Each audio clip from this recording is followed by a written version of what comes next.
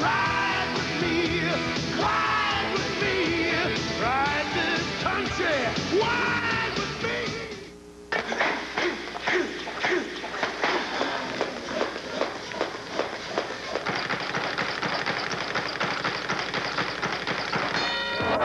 Top Rank Boxing celebrates its 10th anniversary on ESPN. Knockout artist Roger Mayweather takes on Rodolfo Aguilar when Budweiser presents Top Rank Boxing.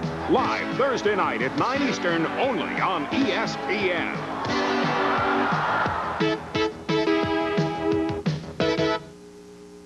Well, certain boxers have left an indelible mark on our series, but none ever branded a year like Tommy Cordova did 1984. Jackson. Good flurries by Jackson. Good right by Cordova. And again, the left hook by Cordova stings Jackson and sends him back. Cordova keeps coming on. Jackson trying to fight him off. Can you believe this is the 10th round instead of the first? Cordova has never stopped. Look at this.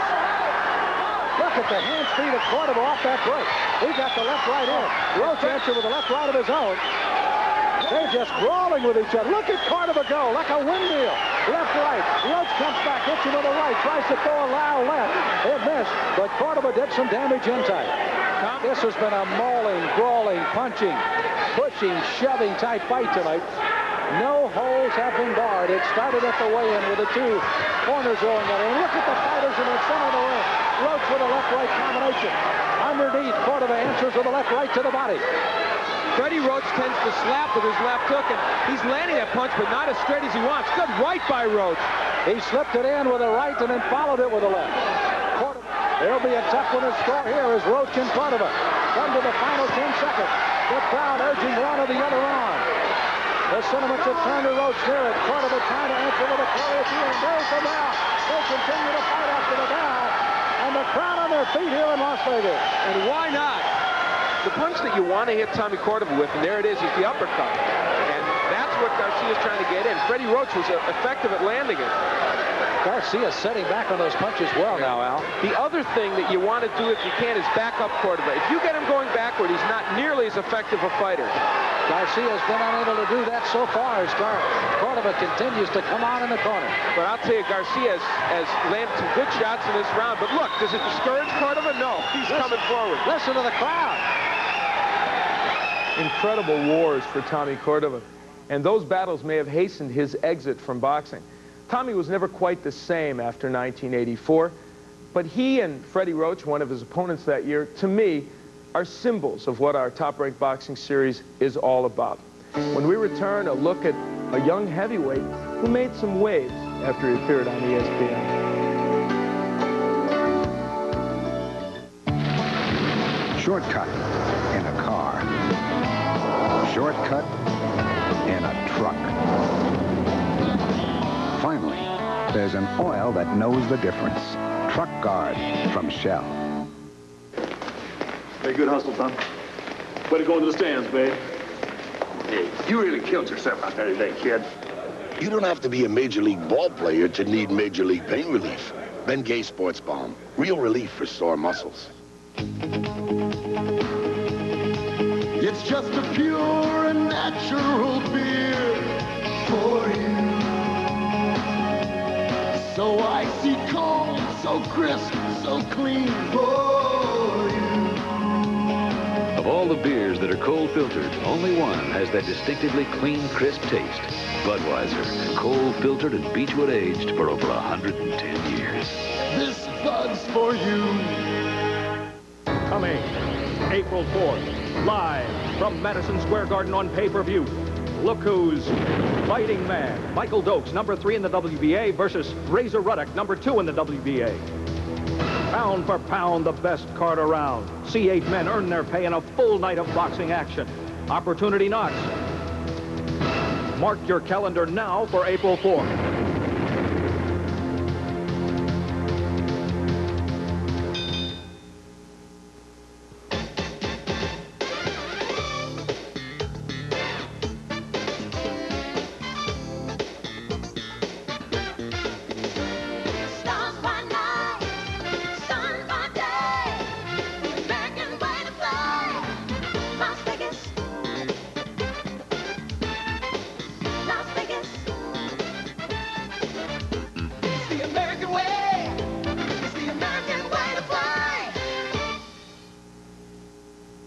Sometimes when you see an athlete for the first time, you just know. For instance, they knew when they saw Stan Musial play in the minor leagues. They knew when they saw Irvin Magic Johnson as a freshman at Michigan State. And we knew when we first saw Mike Tyson on ESPN in 1985. You knew he was special. And look at Tyson go right after Kennedy. Now, Kennedy is a boxer, but gets knocked down with the first left hook he takes. Look at the power already from Mike Tyson. Right hand glances off the chin, but it rocked Kennedy. The left hook does it the same. Kennedy's hands are really very low. And Tyson, boy, you have to like how poised he is right here. He is picking his shots well. He is hurting. This one could be over. It is. Joe Cortez stops it. Perfect timing by Joe Cortez. That was right. When he saw that last right hand land, he could just feel the fact that Kennedy would be sagging to the canvas. Boy, Mike Tyson is powerful, huh? Oh, wow. Ironically, another heavyweight made his TV debut that year. His name, Buster Douglas. He fought in our 1985 heavyweight tournament against Jesse Ferguson. And guess what? He lost a 10-round decision. But that was then, and this is now. And 5 years has made a world of difference. On April 11th, 1985, we celebrated our 5th anniversary of our Top Rank Boxing show. And we had nice features telling everybody what a great 5 years it had been.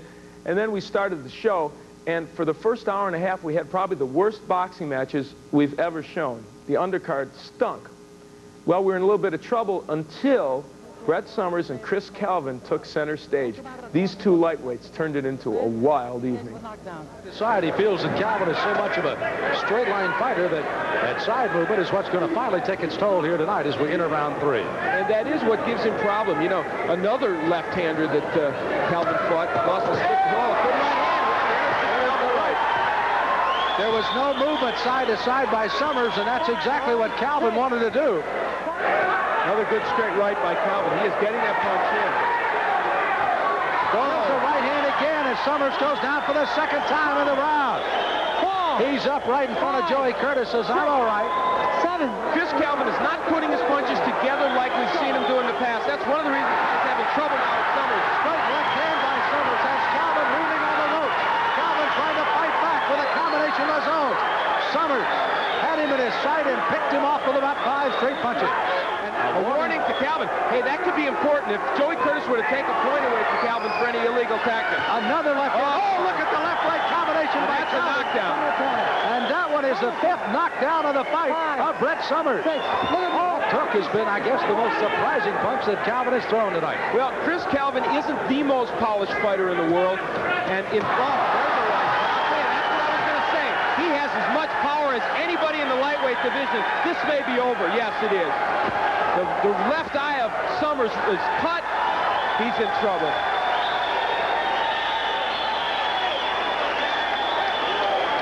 Upsets have been a specialty of the house on the top-ranked menu. As we move ahead to 1986, we see one of the tastiest when supposed journeyman Freddie Pendleton took on former world champ Roger Mayweather.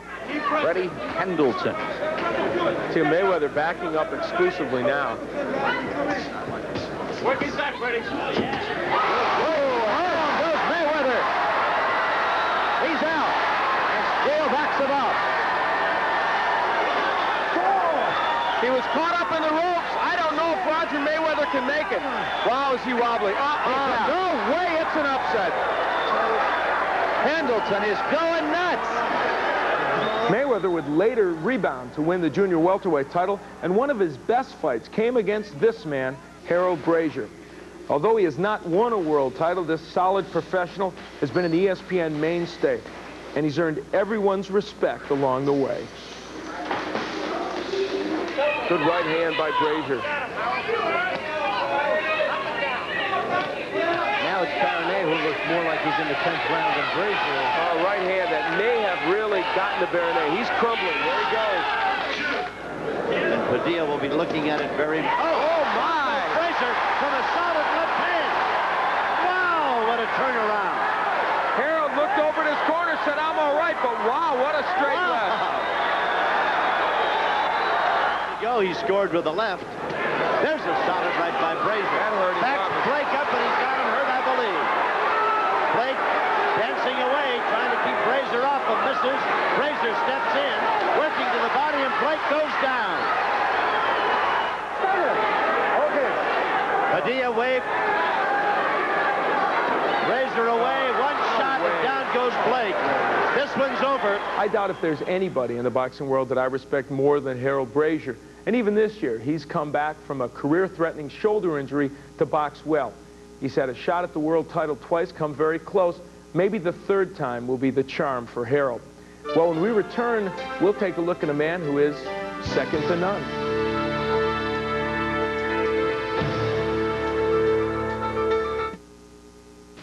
It's one of sport's great traditions.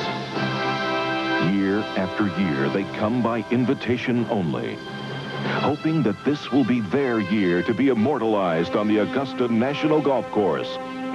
It's a monument to all that is great in golf. A tournament that has no equal. The Masters on USA, April 5th and 6th, live at 4 p.m. Eastern, 1 Pacific. Get set for America's favorite pastime.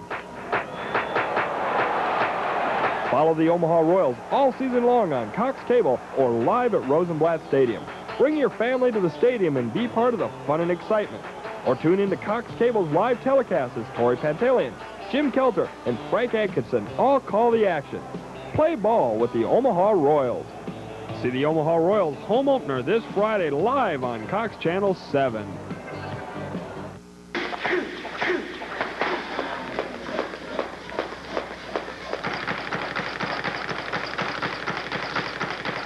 Budweiser presents Top Rank Boxing live Tuesday nights on ESPN. Well, you know, one of the staples of our show is when we get a chance to go to a locale where one of the hometown boxers has fired up the passion of the boxing fans in that area. We do it when we go to Bismarck, North Dakota to see 7,000 screaming fans come there to support light heavyweight champion Virgil Hill. And we did it in 1987 when we went to Davenport, Iowa, the hometown of Michael Nunn. Top-ranked middleweights in the world, ladies and gentlemen, Michael, second to none.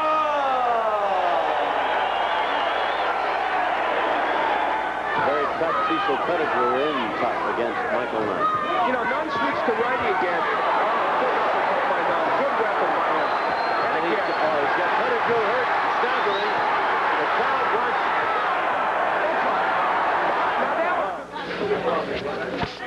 Good right hand.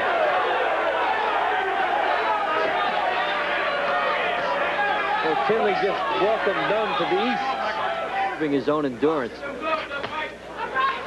good left hand by Nunn. And again.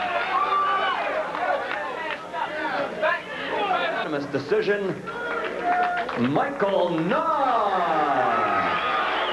Reaction from Michael Nunn. He came from California to test the boxing waters here on the East Coast. It was in Atlantic City. It was the only time I ever fought in Atlantic City. And the fans was crazy. I mean, they didn't like the idea of a guy coming from the West Coast come to the East Coast beating up on East Coast fighters. So, I mean, they booed me. But, you know, I beat him up pretty good. We're speaking of Michael Nunn. That wild right by Alex Ramos misses. Nunn comes in and buries one in the midsection. Now he goes to the head, banging away, and the crowd encouraging him. And Ramos says, I'm out here. Come on. Michael says, I know where you are. I'll be right there. Well, Nunn now setting down, landing some shots, and the crowd likes it. Our most exciting fight of 1987 came when a couple of East Coast junior lightweights, Kenny Bazemore and Harold Knight, got together to inaugurate the first night of boxing at the Showboat Hotel in Atlantic City. What an opening night. And you see Knight, he's looking to land the right. He takes a right from Bazemore. Was he hurt? Knight appears to be stunned. He gets hit with another combination. Wow, what a round. It's only the second round of a scheduled 12-rounder. Bazemore goes down. Oh, what a left hand by Knight.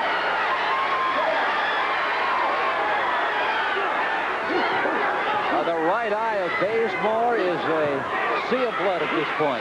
Tell you what, though, Kenny Bazemore is more than holding his own. He's taking a lot, but he's... Oh, there he goes, though. I spoke too soon. Good body work. Oh! This fight has got to be over. It's over. This fight will not continue.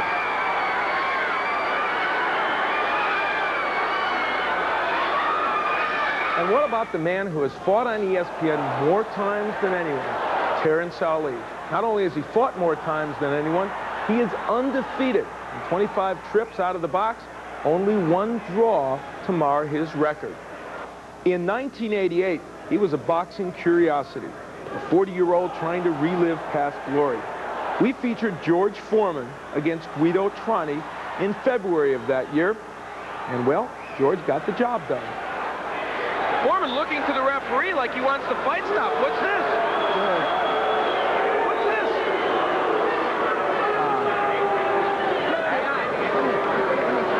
Well, if Trani didn't do much to enhance the Italian boxing tradition, well, sometimes boxing in Italy isn't all that traditional. We found that out in a visit to Genoa for the Gianfranco Rossi-Dwayne Thomas title match. And as Bob Arum remembers, it was an intriguing evening. The fight is going to live in the United States, which means it's on 2, 3 in the morning. Now, this restaurateur, Luciano Zeffirino, was a great gregarious guy, and he brought his chef in and himself, and they set up a kitchen in the arena serving pasta to all the fans at ringside at this god-awful hour in the morning. And Zeffirino, I mean, he had to be on camera all the time. He had to get his picture in the act no matter what was happening. Finally, the fight goes on, and Rossi knocks Thomas down, and Thomas is groggy during the fight. And Zeffirino, not wanting to be left out of the scene, jumped into the ring, cradled Dwayne Thomas's head in his arms, and this is the first fight in the history of boxing stopped by restaurateur. Louis Espinosa is no stranger to a great fight, and neither is our show. For that matter, neither is Pedro Decima. And the three got together in 1988 for a terrific match. Telling them to watch their heads. Decima bleeding from the nose, and the cut alongside Espinosa's left eye has not reopened to any great extent. Decima's hurt. Yes, and an important move here is that the strength of Espinosa is taking over. He's pushing Decima around, he's muscling him, and he's hurting him with the jab in the right hand. Decima trying to fight back, but right now he's a hurt fighter. Another good right hand by Espinosa. Wow, this is an amazing battle when you look at it in its totality. Decima's legs definitely rubbery here. Won't take much more. I'll tell you what, though, he is nailing Espinosa with some big shots as well. The best way for Espinosa to win this fight is to crank up that left hook and wail away with it to the body and the head. And there he's doing it. For Pedro Decima, what he's got to get back to that he... There's a right hand. Down goes Decima. Al, you said it. He was capable of a one-punch knockout. And that was a tremendous right hand. Well, I thought it might be the left hook, but instead it was the right. My original thought on him. He can punch. A body shot, and down goes Decima for the second time. And there is a 3 knockdown rule here in Nevada.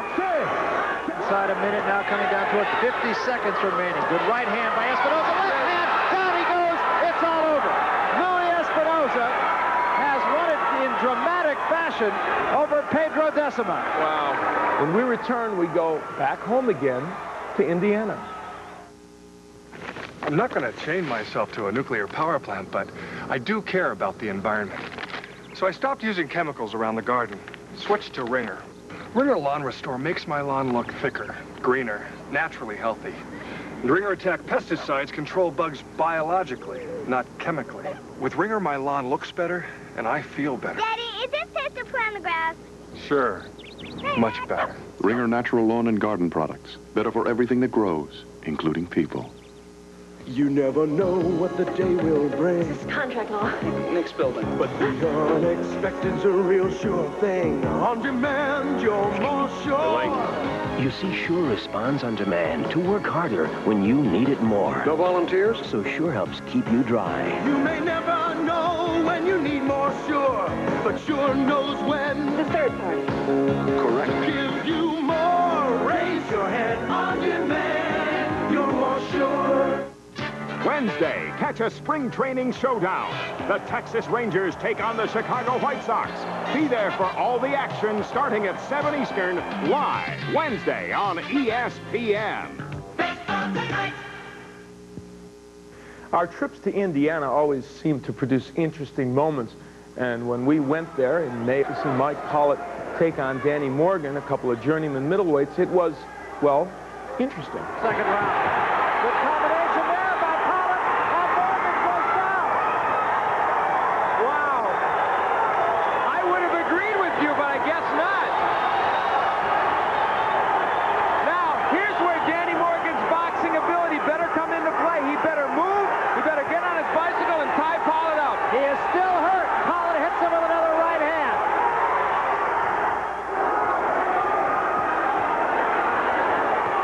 And a right hand by Morgan, and down goes Pollitt. I'll tell you, it's like the movies. Fight's over. Fight is over. I'll tell you what, I think it's appropriate. They probably would have had to stop it anyway, but George DeFavis was on top of Mike Pollitt at about the count of 3, holding him down. Now, you see, he is down, and he probably is in some trouble, but the way DeFavis got on top of him was kind of strange. Anyway, what a drama. Well, what a dramatic finish here. We celebrated our 9th anniversary by watching Doug DeWitt battle Robbie Sims for the WBO middleweight title. For DeWitt, it was one more chance at a brass ring that has been so elusive. He's been an ESPN regular, and this superb performance against Mike Tinley in 1984 made him a top contender. He boxed beautifully and went on to earn some big money matches, but they were all losses. Things really hit rock bottom in February of 1987 against Jose Quinones. DeWitt can walk through and land the body shots, especially the left hook. Oh, my. Did I say lack of power? Excuse me. A right hand sends DeWitt down. I've never seen DeWitt go down, ever. He's out. But he rebounded to beat Tony Thornton in a thrilling match for the USBA crown. And then it was on to Sims for a world title. Doug looked reborn as he outslugged and outboxed Sims to win the WBO title. For Doug DeWitt, this was a moment he probably thought he'd never experience. Well, the 80s have left us, and we're into the 1990s. How good is our start in this new decade? I think it's pretty good. In fact, I think we've already had what might be the best bout we've ever had on Top Rank Boxing. That's the one that featured welterweight contender Tyrone Trice against Kevin Pompey. Not everyone thought Pompey could be competitive with Trice. Yeah, and he hasn't forced Trice to take a backward step. Trice disdaining even bringing the left hand up. More content to go on offense. Oh, wow. That one staggered him. That one did hurt him. Yes. Trouble. Pompey now moves in. It will not take much, but look at the time. Only 10 seconds left. Trice holding on. Right. For dear life. He's still hurt. Pompey trying to jump on him before the end of the round. Gets one more shot in, but Trice gets through it. Inside of 10 seconds remaining in this 11th round. Great uppercut by Trice after 3 straight jabs. This is a war, and it is a superb boxing match. Absolutely. Doesn't get much better. Good shot again by Pompey. Let's go. We come to the end of the 11th round. America's welterweight title, Tyrone Trice. And we'll be back with some closing thoughts on the past, the present, and the future. Ah, Saturday morning. Time to climb up on the old lawn tractor and ride. Well, if this is what it feels like, Maybe you should look into a new Honda. With its smooth-running, liquid-cooled engine, hydrostatic transmission, and super comfortable seat, it takes care of you as well as your lawn. Test drive the new Honda hydrostatic transmission lawn tractor and put the old lawn tractor out to pasture. And what a day. I could sure use a vacation. Yeah, I'd like to be right here.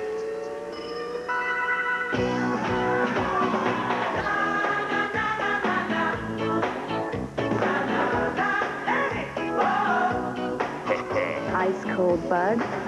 Hey, maybe tomorrow we should bring the boss. Nah. You're watching ESPN, the Total Sports Network.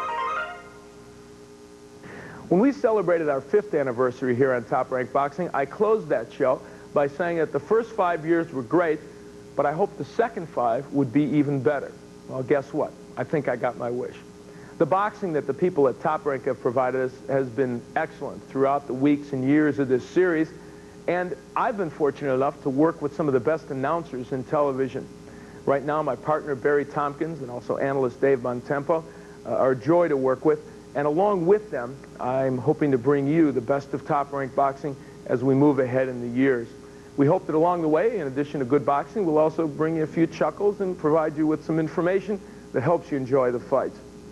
And so we hope you'll stick with us for the future of our ESPN Top Rank Boxing show, and I hope that, yes, the next 10 will be even better. Good night, everyone.